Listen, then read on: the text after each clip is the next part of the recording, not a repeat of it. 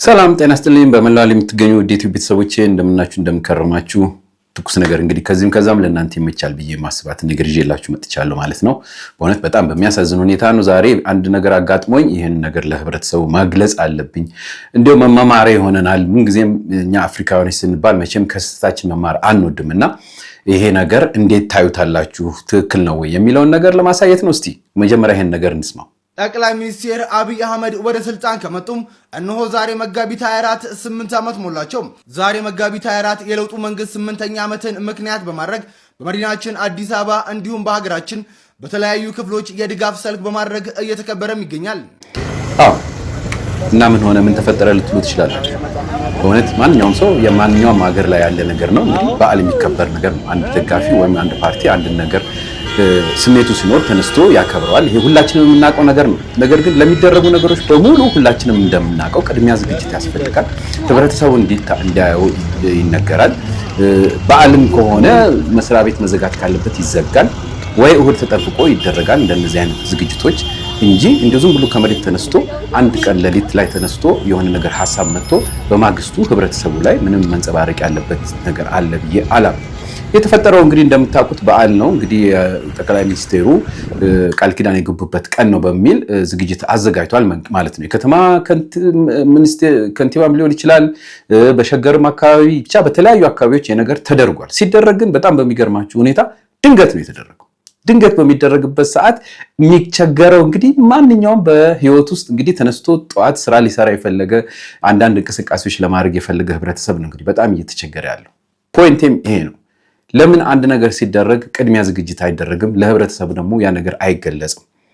በዛሬው እንግዲህ ይሄን ነገር ፕሮግራም ሳዘጋጅላችሁ የቀረበልኝ ፕሮግራሞች ዝግጅቶች በጣም ብዙ ናቸው። አብዛኞቹን ማቅረብ አልችልም፣ ለምን ኮፒራይት ይጠይቀኛል። ነገር ግን ይህ እንግዲህ በዓል ተብሎ ሲከበር የአንድ ፓርቲ በዓል ተብሎ ሲከበር ከህብረተሰቡ በላይ የወጣው መኪና ነው ማለት ትችላላችሁ። ከተማውን በሙሉ አጨናንቆ የነበረው ማለት ነው። ከዚህ በዓል አንድ ቀን በፊት ሰምታችሁ እንደሆነ ዋጋ ጨምሯል። የነዳጅ ዋጋ እንግዲህ ከ10 ብር በአንድ ሊትር ዋጋ ላይ ተጨምሮበት ይህንን ነገር እንግዲህ በየቤቱ ሁሉም እያሰላሰለ ባለበት ሰዓት አንዷን ነዳጅ ራሱን ለመቅዳት ከ24 ሰዓት በላይ ተሰልፎ እንደሚቀዳ እየታወቀ አሁን ደግሞ ለበዓል ተብሎ ከወጣ በኋላ ህብረተሰቡ በመንገድ ላይ እንደምትመለከቱት ቆሞ ለ2 ሰዓት ያህል ለ1 ሰዓት ለ2 ሰዓት ያህል ቆሞ እነዚህ ሰዎች ይህን ፕሮግራማቸውን እስኪጨርሱ ድረስ እንግዲህ ሲጠብቅ ነበር ማለት ነው። በእውነት ይሄ ነገር ትክክል ነው ወይ? በእውነት ከአንድ ፓርቲ ወይም ነገ አገሪቷን በጥሩ ሁኔታ አስረክባለሁ ከሚል ከብልጽግና ይሄ ነገር ይጠበቃል? እንደነዚህ አይነት ነገሮችስ ደግሞ ሲደረጉ እውነት ለጠቅላይ ሚኒስቴሩ ምን የሚጨምር ነገር አለ? እንዲያው የሆነ ግሩፕ ብቻ ተነስቶ ራሱን ደስታውን የሚገልጽበት መንገድ እዚች ሀገር ላይ እንደፈለገ መሆን ይቻላል የሚለውን ነገር እንዴት ነው የምትመለከቱት? ይሄ ነገር እውነት አግባብ ነው? ይሄ ህብረተሰቡን በሆነው ባልሆነ መነካካት ትክክል ነው?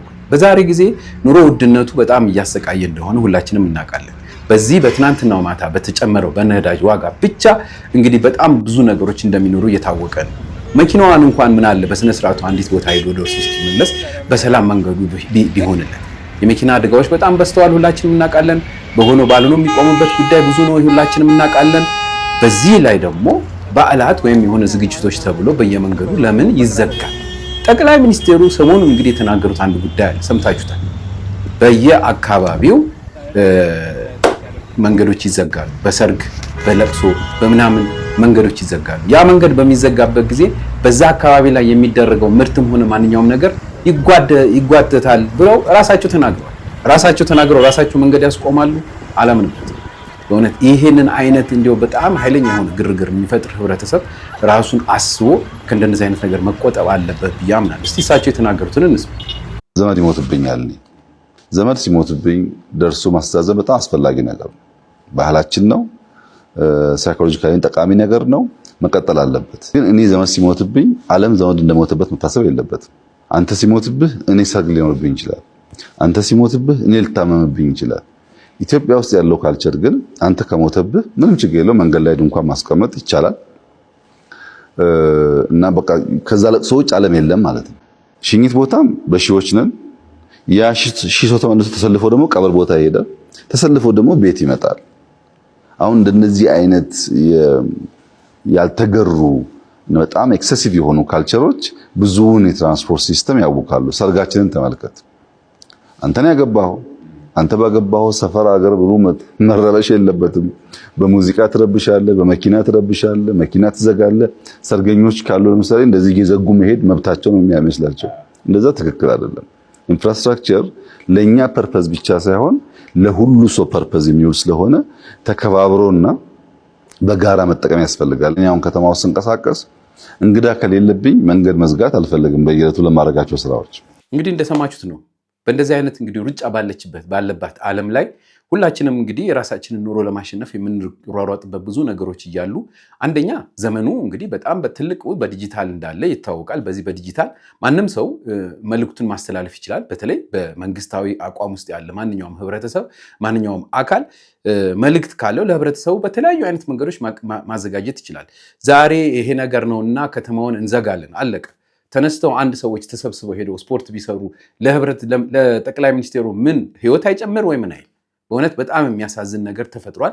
እንደነዚህ አይነት ነገሮች ተደጋጋሚ ይሆናሉ ማለት ነው አሁን በዚህ በምርጫው ምክንያትና እንደነዚህ አይነት ችግር የሆኑ ነገሮች ካለብን እንቅፋት የበለጠ ከባድ የሚያደርግና አሁን በዚህ በሚድል ኢስት በተፈጠረው እንግዲህ የጦርነት ምክንያት ነዳጅ በአገሪቷ ላይ እንደሌለ እየታወቀ ለምንድን ነው ህብረተሰቡ ነዳጁን በየመንገዱ ላይ እንዲያባክን የሚደረገው? ይህ ከመንግስት የማይጠበቅ ከባድ የሆነ ነገር ነውና እንዲታረም ነው ይሄን ነገር እየሰራው ያለሁት። የሚመለከተው በሙሉ ይመልከትና ይሄን ነገር እውነት ይሄ ነገር ትክክል ነው ወይ? በዚህ ሰዓት እንደዚህ አይነት ነገር ማድረግ ቢያስፈልግስ ሰዓት ጠብቆ ለምሳሌ ከ4 ሰዓት እስከ 5 ሰዓት። ሁለተኛ ነገር ቢነገር ለህብረተሰቡ በዚህ መንገድ አትሂዱ ቢባል ያንን ነገሮች ሁሉ ቢደረጉ ይሄ ሁሉ አይነት ችግሮች አይፈጠሩ። በጣም የሚያሳዝኑ ቦታዎች ላይ ነው እንግዲህ እንደዚህ አይነት ዝግጅቶች ሲዘጋጁ የነበሩትና የተዘጋጀው ቦታ በሙሉ ደግሞ በጠዋት በጣም ብዙ ሰዎች የሚንቀሳቀሱበት ትምህርት ቤቶች፣ መስሪያ ቤቶች በጣም የሚበዛባቸው አካባቢዎች በመሆናቸው ህብረተሰቡ ሲሰቃይ ነው ያለው እና በዚህ ምክንያት ሰዎች ሲደባደቡ፣ መኪኖች ሲጋጩ፣ ብዙ አይነት እንቅስቃሴዎች ሲደረጉ ታይቷል። በጣም ብዙ ደግሞ ፖሊሶች ተሰማርተው ነበር። ነገር ግን ምንም ከተሰጣቸው ቆሞ ጸጥታን ከማስከበር ውጭ ሌላውን ነገር ማድረግ አልቻሉም ነበር እና ይህን ሁሉ ታዝበዋል ህብረተሰቡ። ይሄ ነገር መሆን የለበትም ብዬ ነው የማስበው። የእናንተን አስተያየት ስጡበት እያልኩኝ ለሚመለከተው ሁሉ እንዲደርስ ሼር አድርጉልኝ። መልካም ጊዜ ይሁንልኝ። መጋቢት 24 2010 ዓ.ም ነበረ የአሁኑ ጠቅላይ ሚኒስትር ዶክተር አብይ አህመድ በይፋ ሹመታቸውን ተቀብለው የኢትዮጵያ ጠቅላይ ሚኒስትር የሆኑት። ተወካዮች ምክር ቤት በመቅረብ እንግዲህ ቃለ መሃላቸውን በመውሰድ ኢትዮጵያን ለማስተዳደር ለሚመጡት እንግዲህ ለ8 ዓመታት እስካሁን እንግዲህ 8 ዓመታት ሆኗል። ለ8 ዓመታት ያክል ለማስተዳደር ማለት ነው ቃለ መሃላቸውን የገቡት። በወቅቱ እንግዲህ ጠቅላይ ሚኒስትሩ የነበራቸው ፓርቲ ሌላ ነበር። አሁን ደግሞ ጠቅላይ ሚኒስትሩ ያላቸው ፓርቲ እንደዚሁ ሌላ ነው። ታዲያ ብዙዎች በዚህ ዕለት ቀርበው ባደረጉት ንግግራቸው ያስታውሷቸዋል። የሚገርም ንግግር በማድረጋቸውና ለረጅም ጊዜ የቆየ ህዝቡን ሰቅዞ በመያዝ የህዝቡን ስሜት በመያዝ አሪፍ ተቀባይነት እንዲኖራቸው ያደረገ ንግግር ተናግረው ነበር። ጠቅላይ ሚኒስትሩ ይህን ነገር ሲናገሩ የነበራችሁ አቀባበልና አሁን ያላችሁ አቀባበል እናንተ ጋር ምን ይመስላል? ጠቅላይ ሚኒስትሩ ጥሩ ስራ ሰርተዋል ወይስ አልሰሩም? ወይስ ጠቅላይ ሚኒስትሩ ከዚህ በኋላ ኢትዮጵያ መምራት የለባቸውም? ወይስ ደግሞ ከሳቸው ውጪ መሪ የለም? የእናንተ ሀሳብ ምንድነው? ኮሜንት ላይ ሀሳባችሁን አስቀምጡልኝ። መጋቢት 24 የኢትዮጵያ ህዝብ ከጨለማ ወጥቶ ወደ ገዘፈው ብርሃን የተሸጋገረበት ቀን ነው። በሸገር ከተማ ይሄ ሁሉ በመቶ ሺዎች የሚቆጠሩ ህዝቦች ገውለት የሚከበረውን የመጋቢት 24 መታሰቢያ በዓልን በማሰብ በዛሬው ዕለት የተለያዩ ስፖርታዊ እንቅስቃሴዎች አክብሮ ውሏል።